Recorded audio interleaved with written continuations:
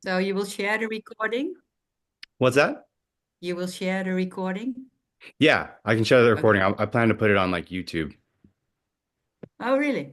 Yeah, that's the bigger goal, and this will explain why I hope, and through the PowerPoint.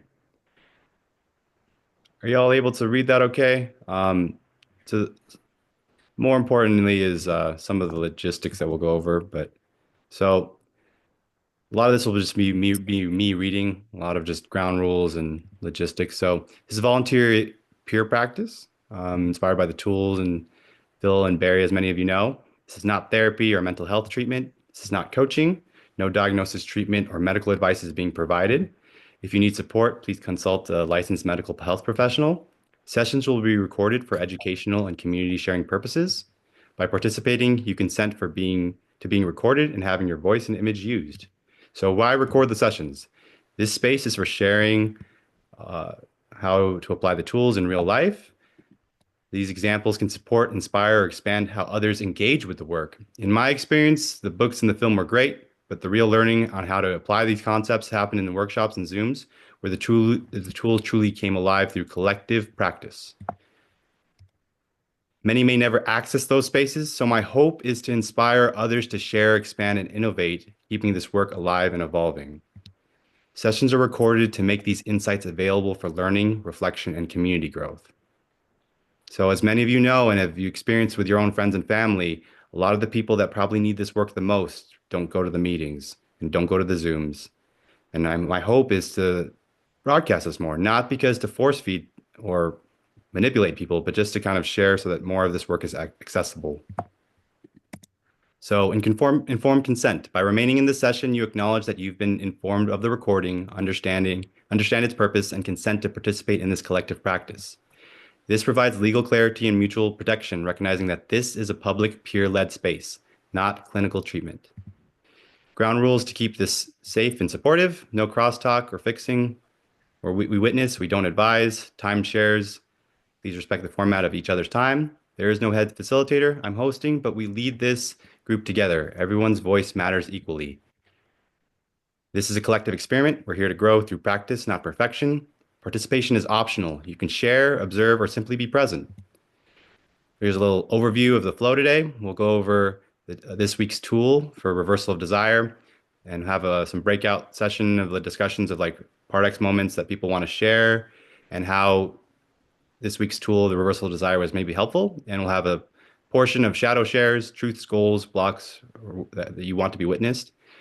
The obvious component of this work is that people have a ground foundation of like what Part X is and what shadow work is. If you don't, you can go to the tool's website for further information. With that being said, this week's tool is the reversal of desire. Each session will be centered on a specific tool inspired by Phil Stutz and Barry Michaels. These practices show different ways people use the tools to inspire, expand, personalize one's own approach. This week's practice will be led by Dennis M. Kitchen, a licensed psychotherapist and someone I personally consider an elder statesman in the community. And with that being said, I'll offer it up to Dennis to do his version of the tools if he's open to that. Yeah, Michael, did you have a question? Well, I just wanted to say that the thing that I'm concerned about is when you're going to share the video with anyone who wants to see it, I don't see how very many people who participate are going to actually want to share really meaningful and important stuff that's like personal stuff that when you're in a protected environment, when you know that just the people who actually showed up are going to, are going to hear what you say, that's a whole different situation than if just anybody in the world would be able to hear it. I mean, I wouldn't feel personally, I wouldn't feel comfortable sharing, really, really personal stuff here that the kind of stuff that I've shared in, groups that Barry does. So it seems to me that people should actually come here if, and that people who aren't willing to come here, you know, I don't know. I don't. I don't get that part. So anyway, I just wanted to share that with you. And yeah, okay. No, thank you for Michael for asking or inquiring about that. Very valid point. I think a lot of these things that in the setting that with it being recorded, a lot of people will hold back, and there will be maybe less vulnerable shares. Most definitely. The goal though is more so what I'm hoping to see, and we'll always evolve this, is to see what happens this session. If nothing gets shared, we can always refine and move forward.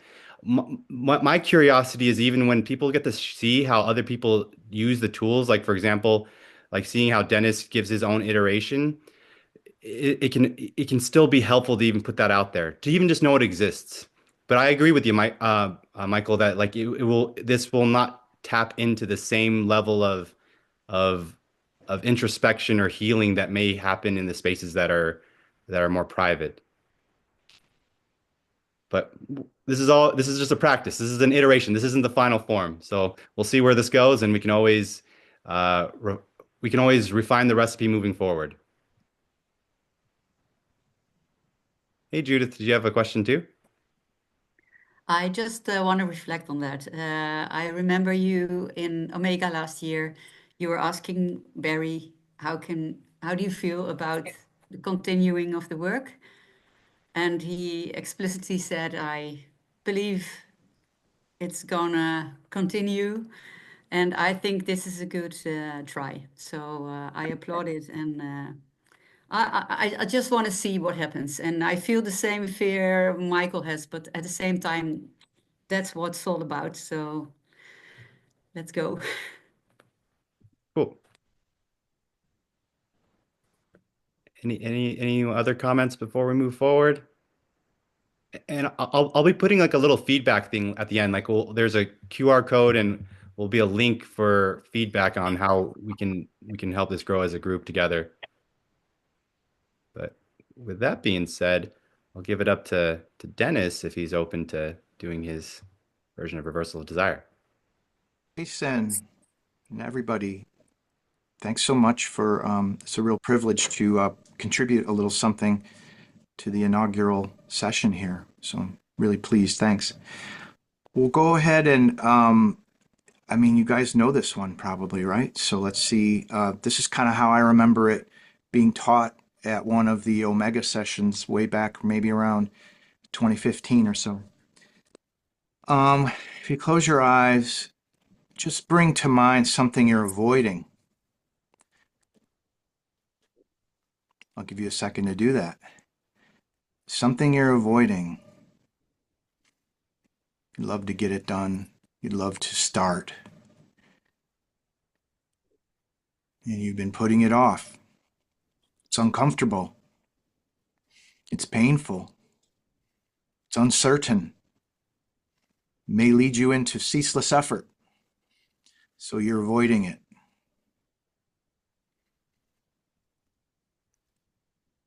And now imagine yourself starting that task, sitting down, picking up the pen to write, picking up the phone to make that call, picking up that instrument to pluck a string or two, something meaningful to you you've been avoiding. Watch yourself start to do it and sort of play it in a loop. Let this little movie of you starting play out in a little loop. Let that movie of you starting play out on a big drive-in movie theater screen. And now put that drive-in movie theater way in the distance. You can see it flickering like a gem, a little star in the distance. You want to get to where that's happening. It's your beautiful destination. You start to head out of your comfort zone towards that beautiful destination, and a black cloud of pain comes rolling in between you and your beautiful destination. Hear yourself screaming at this cloud to bring it on. Now feel electricity going through your legs as you sprint towards the cloud. Watch yourself crash into it, and it hurts like hell. And you say to yourself, I love pain. And the cloud hears you say that. It sees you didn't stop, and it respects you. It picks you up and it hurls you at your destination. You're flying through the air, and you can hear yourself singing, pain, set me free. And you land at your destination. You see yourself doing that thing you've been avoiding. And when you're ready, you can open your eyes.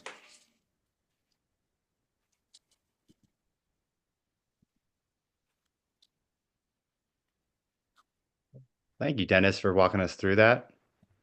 And with that, we'll go into a reflection on timeshares, and anyone can either share like what came up for them during the tool or anything in particular this week of how they use the tool, any nuances, or simply how Pardex showed up for them this week and how the tool helped them address it.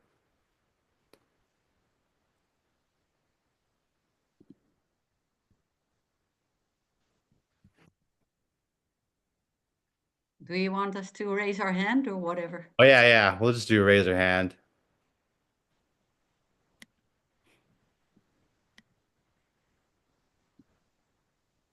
Cool. All right, Judith. Okay, well, sort of a cross thing. Thank you so much, Dennis. It's put a new energy to it. Never done it in this way, so thanks so much. At this moment, when you started it, I realized I put down some things Pardex has attacked me with this week. And when you told me, I thought, okay, this is the main thing that probably, and it's that I'm in this writing club and I want to write a book, and I started writing a book. And for the writing club, I write pieces every month. And it's a hard, I want to do it, but it's hard to get critical reviews. And so Partix is attacking me all the time. So that's the one I came up during the exercise. But Partix is also telling me I am doing tools therapy here in the Netherlands. And Partix is also telling me that I'm a loser for trying to do that. But I'm doing it, so I'm not avoiding it. I am going into the cloud with that. And should I share some more Pardex, Jason? Yeah, you have time. Okay. So I also experience Pardex whenever I feel humiliated or attacked by my partner, although he doesn't mean to do it, but I do feel it. And then Pardex says, okay, he is not taking you seriously, and defend yourself against him. So that's the most important Pardex appearances in my life. And I try to use reverse of desire, but what mainly helps me is third category tool and active love. So not mainly reverse of desire.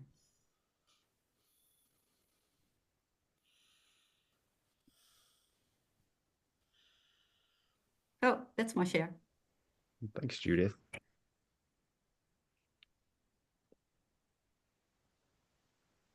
So if no one else has shares, I'll go. I mean, I think a big thing for Part X, the way it showed up for me, is even doing this group, even sending this email. Like a part of me was like waiting for more approval. From like I sent in a draft of the email to Kristen and Ashley, and it was like I was like waiting for them to reply, and I was like, fuck it, I'll just do this. And a big part of the intention is just the sense of like the way I started looking at Part X was something that Barry mentioned in one of his more recent interviews on YouTube with Kristen about how Part X is showing up in our current world in terms of dividing people from others. And that's where a big theme throughout the weekend that I shared at Ojai was that I think that community is medicine for the spirit, and that the health of the community is the reward. So by creating these opportunities for social connection, where they're going beyond just us hanging out and talking about the weather or drinking or all these other ways that are great ways to connect, but connecting in a way where there's vulnerability and productivity, I think that's what really fills my spirit. And I feel like that there are more times in my life where I've come to start to realize that that's how Pardex blocks me, is like from wanting to actually experience those things. So like where even on the last day of the Ojai retreat, I was like gonna leave because I just there's a part of me that didn't even want to say goodbye. I don't know. It's an interesting thing of like sometimes I have a hard time saying goodbye. So with that being said, like it's that sense of where Pardex becomes this feeling of a guide, similar to what Barry mentions in the retreats and workshops, which is that like Lucifer translates to that it becomes this guide, like the whole concept of it. If we do the exact opposite, something magical might happen. And that's what I even feel here, where even with this, like, no matter what happens, the fact that people are showing up, it gives me the sense that, like, there's something here. Even if this isn't the final draft, where it's just the idea of there's something that people are seeking, that I think that I know I'm not alone. And that for me is enough reason to recognize that, oh, yeah, this is how Pardex showed up for me. So I'm really grateful for everyone that has shown up today. And that's where a part of me, or even as Dennis was mentioning, that reminder of like bringing on the pain, which is the pain was essentially just a lot of my ego. So that's how it showed up for me this week.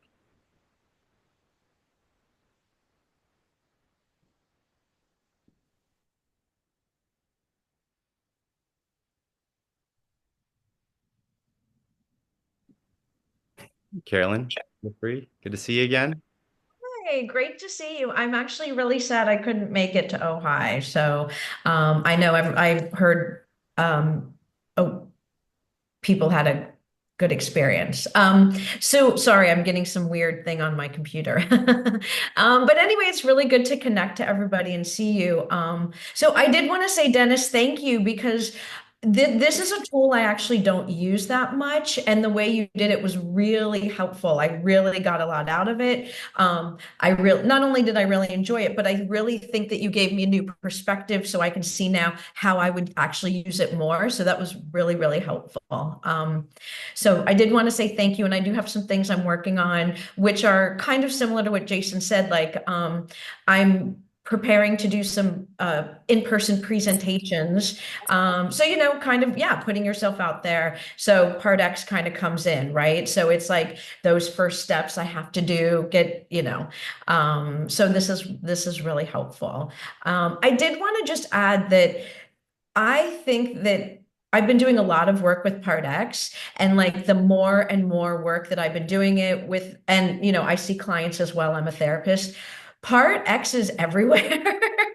And I really think that the more, I mean, even with just a lot of the work, some of you know, in anxiety and depression and whatever, all that stuff. But I just feel like the more that we're aware of Part X, it's been so helpful. And I don't want to, I mean, illuminating, it's really helped me illuminate very much for myself and for my practice. So anyway, I just wanted to share that. I'm not going to go too much into it, but I just wanted to add that about just this idea of like, even just recognizing, oh, that's Part X has been, yeah, just a really great awareness. That's all.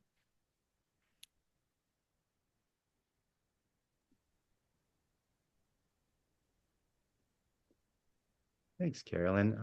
Nick?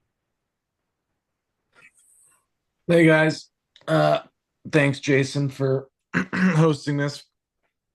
Dennis, that was great. I really like that the way you did that tool, especially the last part, like where the cloud like throws you at the thing you're doing. Like I've never done it like that, which was really cool to me. This is one of my favorite tools because you just get to say such badass stuff, which like I just love when you get to say badass stuff in the tools.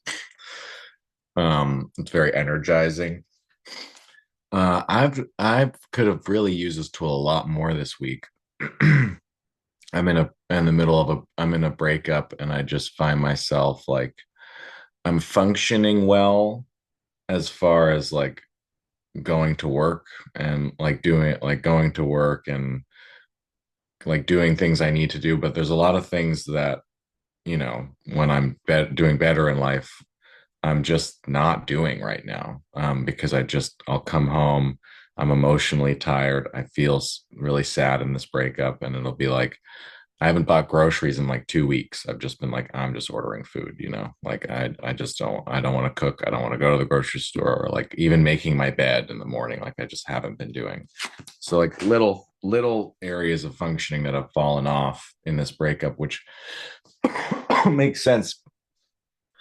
I'm sure using reversal of desire to just like get these things done to would help me get them done and probably make me feel better. But it's also a little confusing because sometimes I'm like, well, where's the line between self-compassion and being like, well, things are hard right now. You don't have to fucking do everything right now. Like it's okay to not be doing your best. You're in a breakup. Um, but also like I did it this one for going to the grocery store, which is funny doing something so small and using such an epic tool because you're like the pain of going to the grocery store. And then I finished the tool and I was like, wait a second, this is really not that big of a deal. Like I could probably just go to the grocery store. Sounds fun.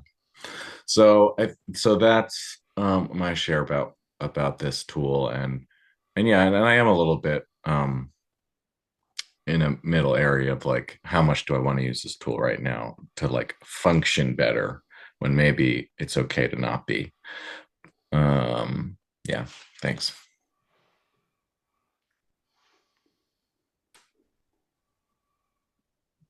Did you raise your hand, Justin, or was that an accident? No, I raised my hand. Hey everybody. This is really nice. I was really looking forward to just staying connected after Ojai and continuing to encourage this battle against Part X that very quickly started to creep its way in throughout the week in ways that I didn't even really recognize. And so um as I'm sitting here and I'm kind of reflecting back, I started to reflect upon how my week started to turn into a survival week instead of like a living week, and making little tiny choices that feel more like I'm just trying to survive life instead of really making the most out of it and living it. And when we were doing this exercise today, and thank you, Dennis, for doing it, and thank you, Jason, for putting this together, and thank you, everybody, for showing up. Um, a lot of things came to mind of where I could apply this tool, and I had to really focus on what I had to focus on one and keep myself from thinking about all the different things that I could apply this to. And I think that that's kind of applicable to this interaction and relationship with part X, at least for myself, is um, there's so many things that I would like to do. There's so many ways and so many things that I could do to improve myself in some sort of capacity that it's a never ending hole that I could bring myself into. And so even just using almost the reversal of desire to stay focused on just one little tiny task or whatever it may be, and using that as a framework to be concentrated on the thing that's there in front of me. Um, so for me this week, it has been, or today, it was twofold. One was like, do I think about my career in this big piece or whatever it may be? Or do I focus on the fact that for 2 months, I've been avoiding putting a budget together. And so I went for the easier one during this exercise, which was the budget, because that's more manageable. It's less of a overwhelming experience. And the visualization of becoming electrified and passing through and getting swept up into the cloud and getting projected into me sitting down at the same computer that I'm sitting at right now for the Zoom session and just cranking out my budget felt very easy and achievable. And I loved the fact that there was a visualization, I think helped to solidify that it really is easier than my mind is making the concept to be of actually being able to do it. So yeah, that I guess is my share for right now. But I look forward to hearing what others are sharing is in the session.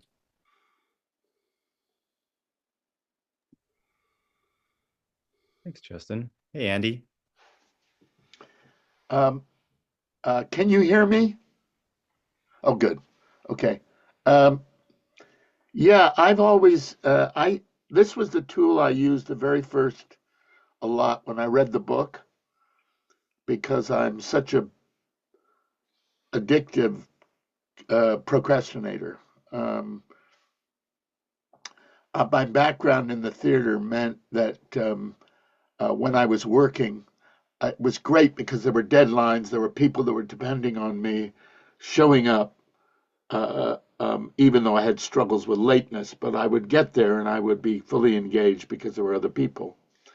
But I find that since I've retired, and I put that in quotes, I'm I'm on my own a lot more. My wife and I were just talking about this, how easy it is to become isolated.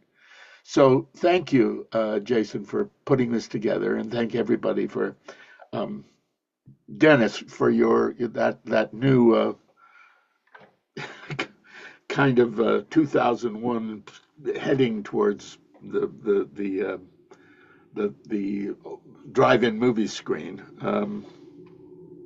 is very good.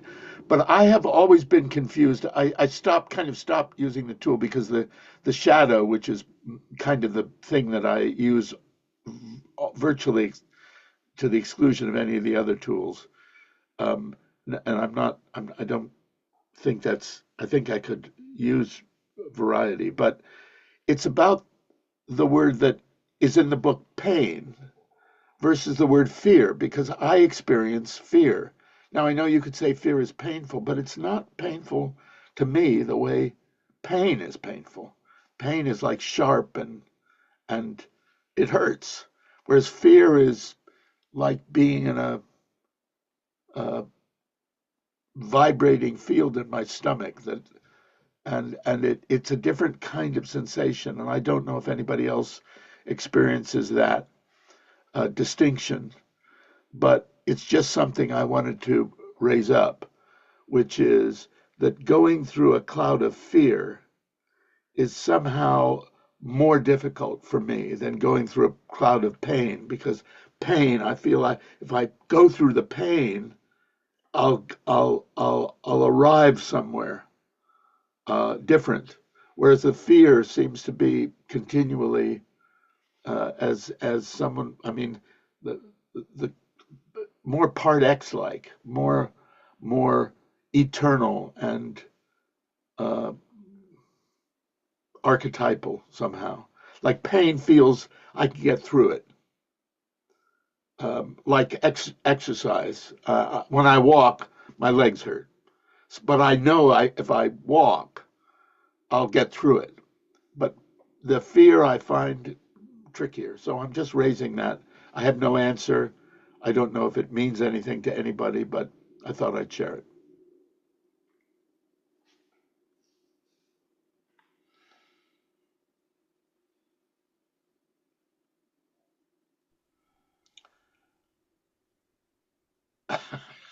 does, does that ring any bells with anybody, or I don't know.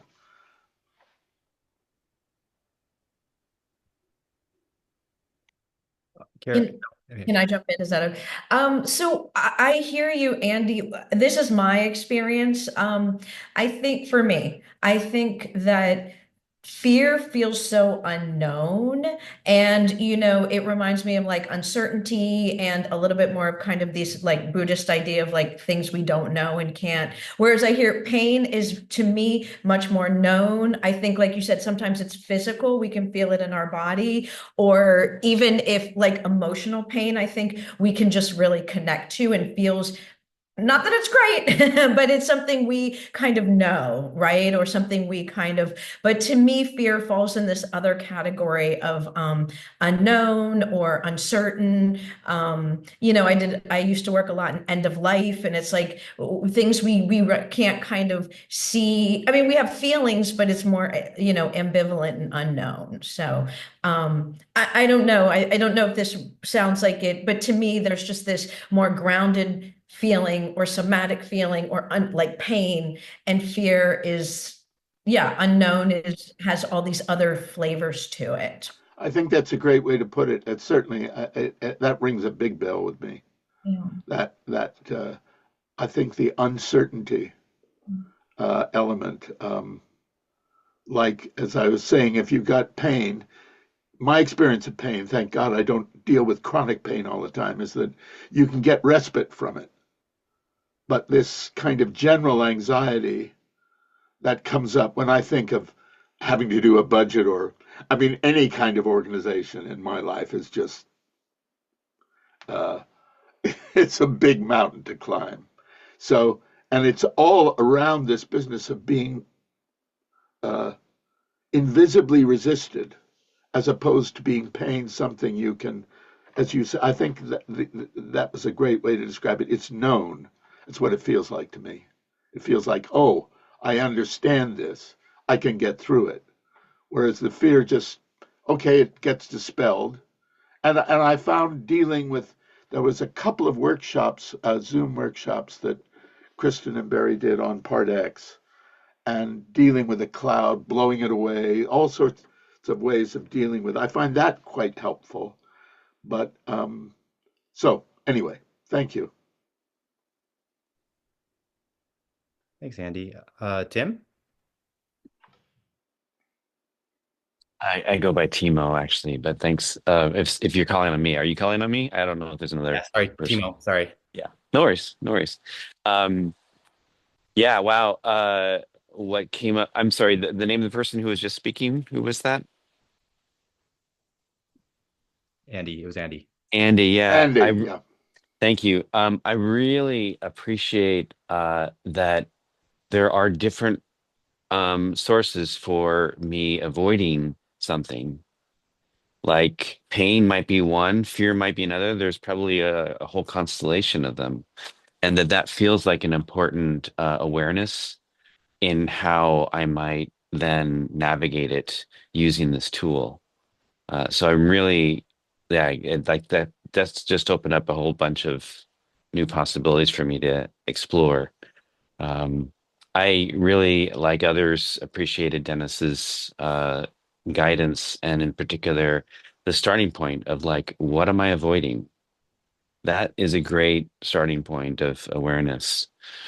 Uh, what I can say about how I use this tool regularly, just to sort of build in the practice of using it and remembering it, in addition to using the phrases in various forms for passwords on my computer so that I am regularly, coming into contact with the phrases. I do cold plunging, and I will routinely use the phrases as I enter the water because it is uncomfortable to go in 45-degree water. And so I'm saying, um, I love pain, bring it on, bring it on. I love pain. Pain sets me free as I'm moving into the water. Um, yeah. And I'm appreciating Andy's thing about, I don't have fear about going in the water, but it's uncomfortable. So I'm finding that it's changing my relationship, my understanding of what discomfort means to me, and why it's meaningful. So that's in itself a really foundational, helpful fruit from the practice. And I also want to change my relationship to fear and my fear of the unknown, and to see that as also a growth opportunity. One thing I just want to ask for clarification uh, about, Jason, is what you mean here by crosstalk. You don't want crosstalk. If you could just clarify, because I just realized I had a little bit of ambiguity about what that might mean. Yeah, great question. Uh, it was more inspired by AA in terms of more leaning into that aspect of not trying to fix anyone, or like of not trying to give solutions for other people's issues. Hmm. Um, and I think that like it's not that like we can't reach out to people after. It's just more of where um, creating a space where like we're not necessarily where someone has therapeutic advice in terms of how to deal with a situation. Thank you. Appreciate that. And also open to that too in terms of how y'all want to approach that moving forward. If that doesn't feel like it aligns with how you want to move forward. But with that being said, Tom.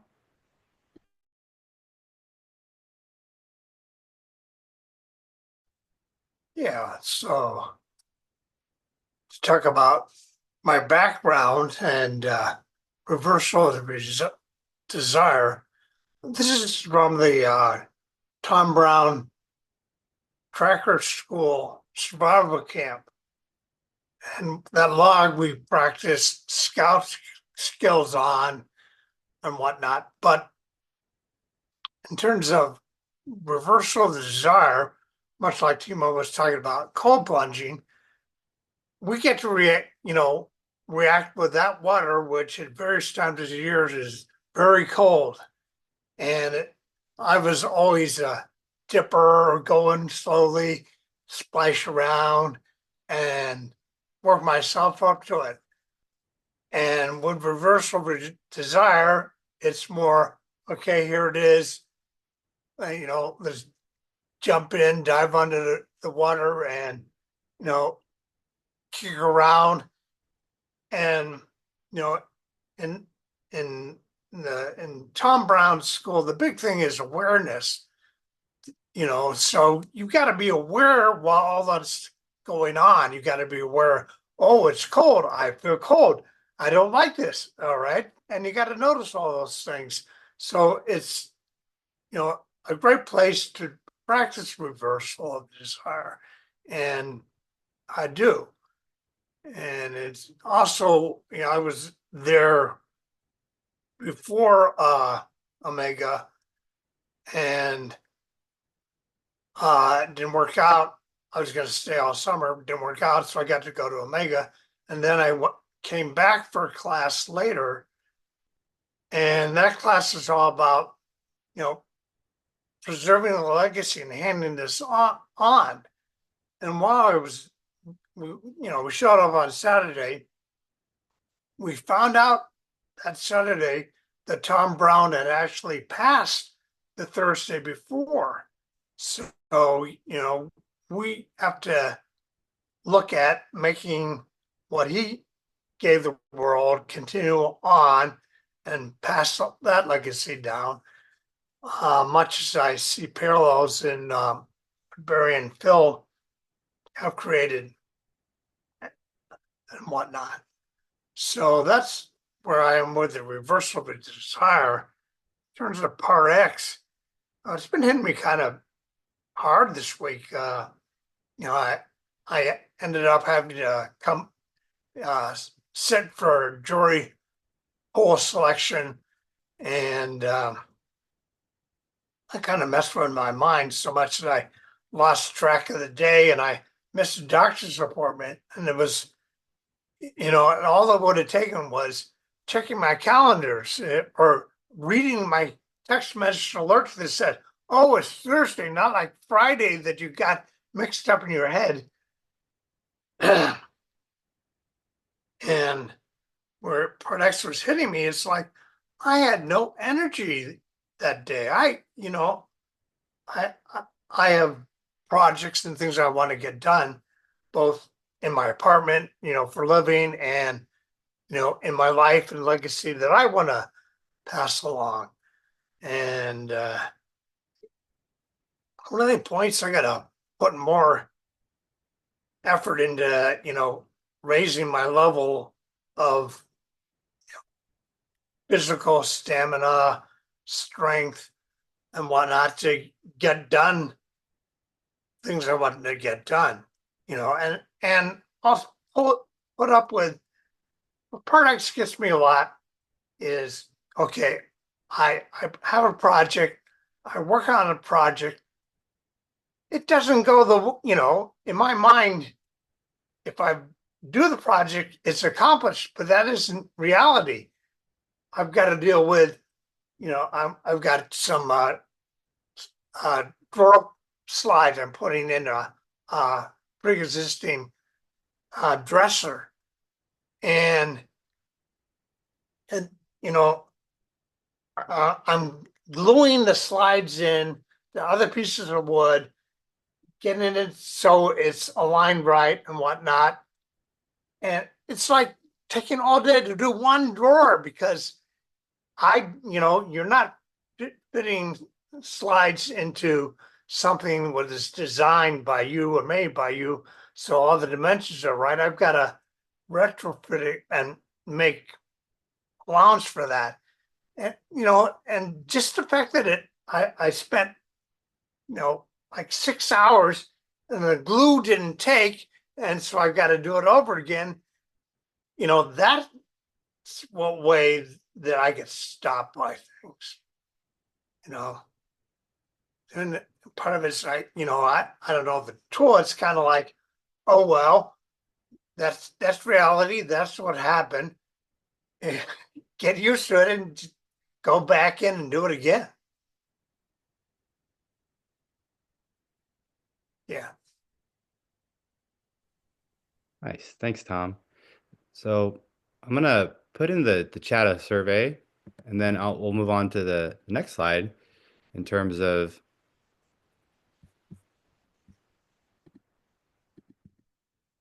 so again, with the assumption that most of us have a relationship with a shadow or a version of that. This is just a space where if anyone has anything on their that they want to share, that more so that their shadow wants to share, that's what this time and space can be. It doesn't have to be anything specific. It could just be whatever that part of you seeks to feel heard in this moment or this space. Something that you want to be felt accountable for, or something that you just want to vent. I will try to put a little timer thing if people do want to share, just so we can, because I know we're kind of closing to an end soon. But if anyone wants to share, please. I didn't see the whole slide there, Jason. Oh yeah. Put that up there.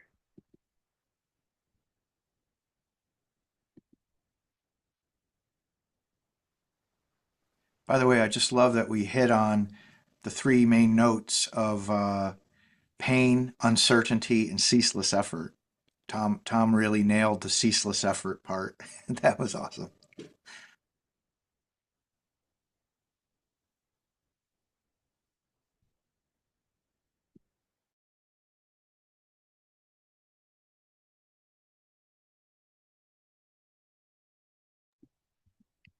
So for me, my big evil shadow ambition is for this to continue on. And it's not for the sense of like, for me, it's more for a sense of like, oh, I really do think that this work has so much benefit for other people because what if it's what I've seen it do for me? So I guess it is kind of about me, which is that a big part of me gets really frustrated with the current state of medicine. So for those that don't know or we haven't met before, I work as a family medicine doctor, and I think that this work is very efficient in terms of like where one, most people that need therapy or even if they are willing to do therapy aren't able to have access to a therapist that maybe um, creates space for them to do this type of work. And it's not to throw shame on people in terms of how they do their work, but I just, in my experience, I feel like this work is more efficient. It's like the idea of of it's a more efficient way to provide a healing space. So that's why my big ambition is, yes, it's to hang out and talk about cool shit with people that I connect with, and to feel this energy, but also because I think that there is something that is untapped with what we're doing with this work that I'm very curious to see what we can grow together. Hey, Bill. Hi. Hi, everyone. So I, I guess from a shadow perspective, I guess the thing I wanted to share was this session so far has been a really great reminder of, I think, how I practice this work, which is I listen to other people. There's always some insight that I didn't have that comes out of it. And that goes for every single person that's shared today. And I think my ego wants to be like, oh yeah, like that. Here's what I would do in that situation. And it's always me speaking to myself. So every thought that comes into my head that's been brought up, um, you know, like Nick, you were talking about little things, like the little teeny little things, but you still need reversal of desire to kind of get you moving forward. My thought when you were talking was, no, this is kind of exactly what that tool is for. It's the little steps, it's small things, the law of small things, or whatever Phil says. And then as I'm speaking it out loud, I'm like, this is what I need to hear. Like I'm speaking to myself here. There's a million things. Justin, when you're talking about, you know, starting the exercise and not being able to pick the thing, like picking, there's so many things you could think even to settle on one is difficult. In my mind, that's part X too. It's a master of that for me. It's like as soon as I close my eyes, it just bombards me with things. And the point of it is to prevent me from being able to settle on one and just keep distracting me with all the other things I could be doing. And so again, I'm thinking that, and it's like, that's what I need to hear for myself. That's part X fucking with me in the way that it fucks with me. It's like likes me to overthink it. Well, let's rate the 10 things that you're working on, and the one that's the highest you should focus on. Or how about we just fucking pick one, right? And not stop overthinking it. Fuck off, part X. We're here to do some work here. So anyway, that is what I'm sharing. I know I'm kind of pushing 3 minutes, but I appreciate everyone. It's really nice to see all you folks, even though it's only been a couple days for a lot of you since I saw you last. It does really help keep it alive. And so thank you, Jason, for making this happen too. Appreciate it, brother.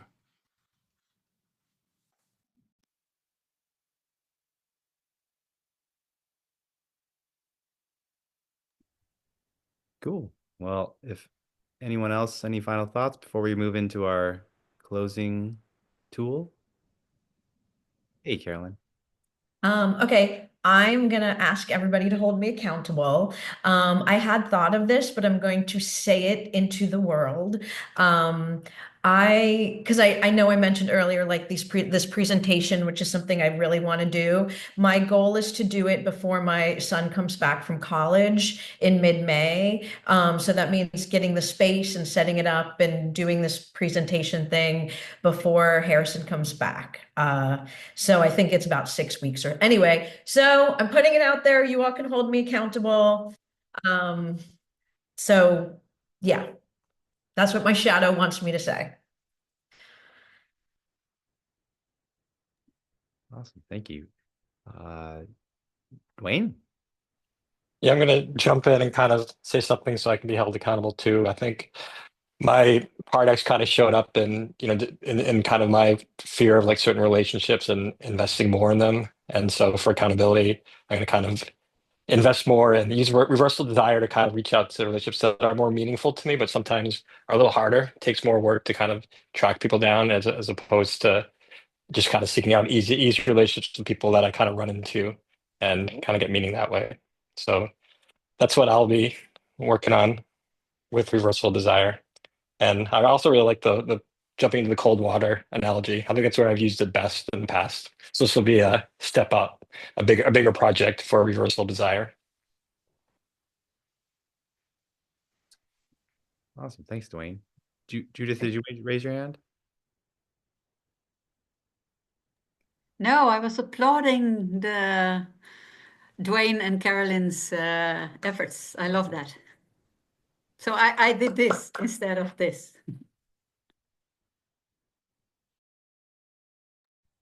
Awesome. So with that, we'll come into a closing. So I used AI to make grateful flow pictures. That's why like there's some like jargon of like gramful flow. I don't know if it would. Anyways, I just like the picture. It's cool.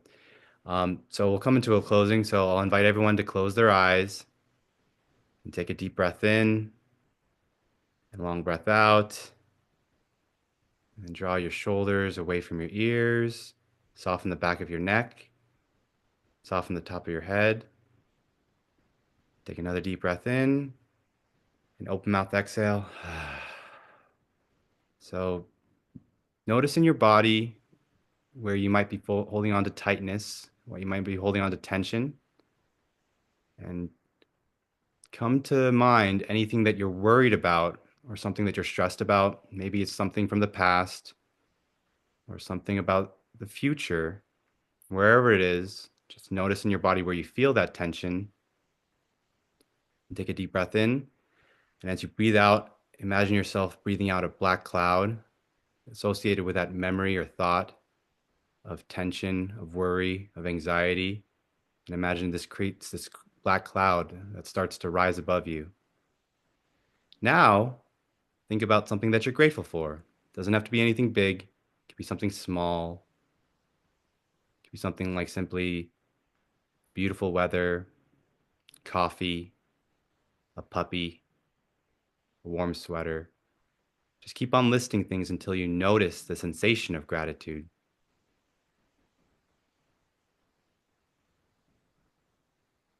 And take a deep breath in, a long breath out. You might notice a sensation of gratitude around your heart space.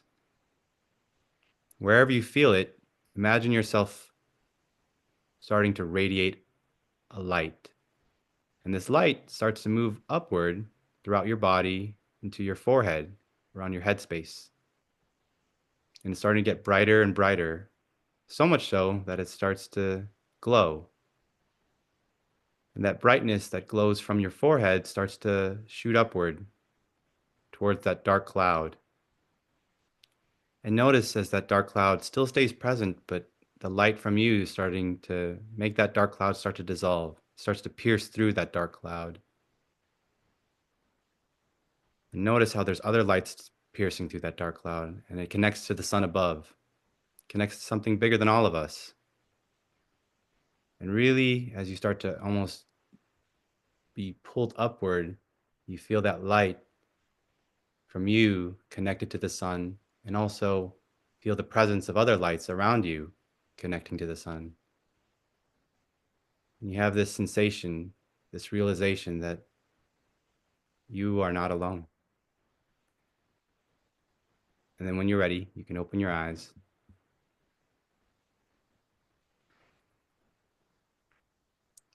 So just want to thank everyone for joining us on this first session. Again, there's a link in the chat for the Google form, so you can fill out how we can potentially get better at this.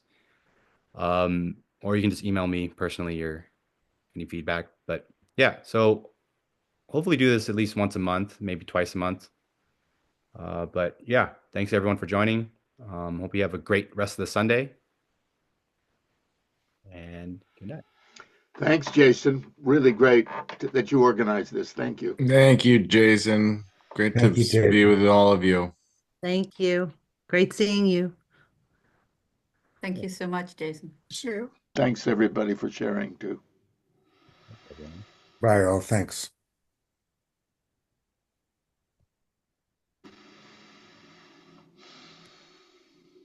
Thanks, Dennis, for doing this. Yeah, thanks, Dennis, too. Great. Bye, Timo. Good seeing you. Bye, Louie.